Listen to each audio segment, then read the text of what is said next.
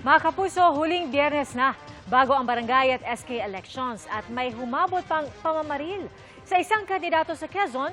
Tuloy ang imbestigasyon sa insidente ng umano'y vote buying at pagbabaklas sa mga illegal campaign poster. Para sa updates, nakatutukla si Tina Pangaliban Perez. Tina? Pia, pinangunahan ng COMELEC, DILG, Manila LGU at PNP ang pagbabaklas ng illegal campaign materials ngayong araw. Gustong mamuno sa mga barangay at SK sa Tondo, Maynila, pero nasa maling lugar naman ang mga campaign poster. Pinuntirya sila ng COMELEC, DILG at PNP. Pinili po yung lugar na ito hindi para sabihin na madaming violations. Meron man pa ilan-ilan na sa public property. Umikot kami kanina halos malayo sa nung araw. Napakalayo. Halos mabilang mo lang yung may violation. Ibang-iba. Bakit nagkaganon? Dahil sa ginawang hakbang ng COMELEC. Dahil hanggang bukas na lang pwedeng mangampanya, baka magandang halimbawa raw ang mga kandidatong kusang magbabaklas ng kanilang poster sa linggo. Pwede kasi ma-consider pa rin yun na illegal campaign. Ang sasabihin siyempre ng mga ilang kandidato dyan, nailagay naman namin yan during the time ng campaigning. And so hindi naman kami sinasabihan na dapat tanggalin yon. Paalala naman, kaugnay ng mga karahasang kinasasangkutan ng ilang kandidato. Chill lang tayo, medyo hinay-hinay. Yung mga init ng ulo, init ng kalooban sa loobin, medyo iwasan po natin yan. Bawal namang uminom sa labas ng mga bahay sa October 29, bisperas ng botohan. Ngayon pa lang, pwede na ring silipin kung saang presinto kayo boboto sa pamamagitan ng precinct finder o sa local COMELEC office. 7 a.m. hanggang 3 p.m. ang oras ng botohan.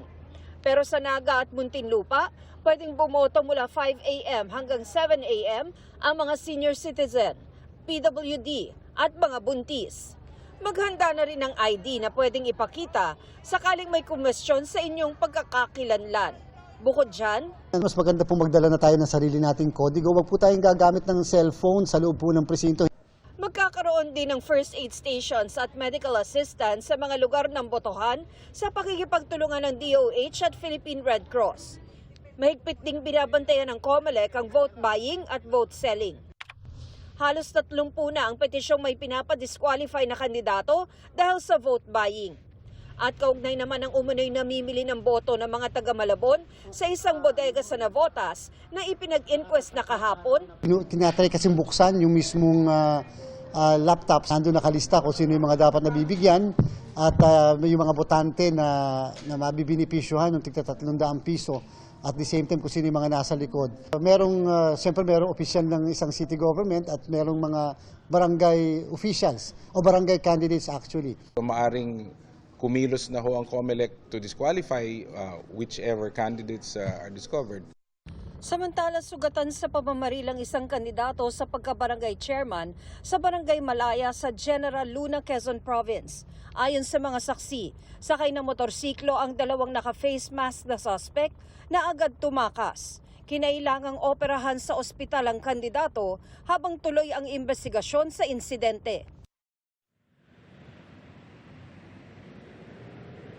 Tiniyak ng COMELEC na handang-handa na ito. Nakapwesto na raw ang lahat ng mga tauhan, resources at election paraphernalia na gagamitin sa eleksyon. Pia?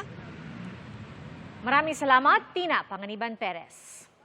Mga kapuso, kasama nyo kami 24 oras. Mag-subscribe sa GMA Integrated News sa YouTube. Sa mga kapuso abroad, bisitahin ang GMA Pinoy TV at www.gmanews.tv.